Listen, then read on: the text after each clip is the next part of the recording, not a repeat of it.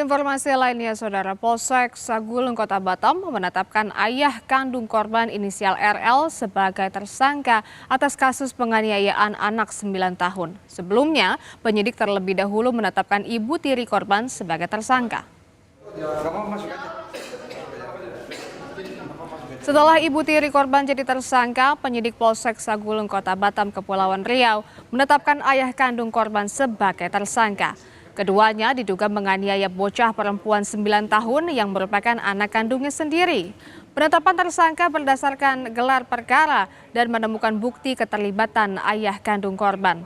Motifnya, korban yang merupakan anak kebutuhan khusus ini menjadi pelampiasan kekesalan kedua tersangka bila memiliki masalah kehidupan.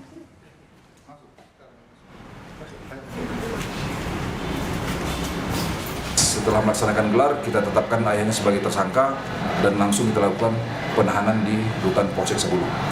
Motifnya hampir sama dengan ibunya, karena si korban ketika dimintai bantuan, ketika disampaikan untuk menolong ibunya, anaknya ini sering tidak mengindahkan permintaan orang tuanya.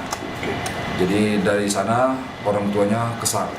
Kita dalami sekarang, ternyata dia mengetahui. Jadi ayahnya ini meminta bantuan kepada komunitas driver online untuk membawa anaknya berobat. Setelah dilakukan pengecekan di Polsek Batu Haji, ayahnya menyampaikan dia tidak tahu kalau si istri telah melakukan penganiayaan terhadap anaknya.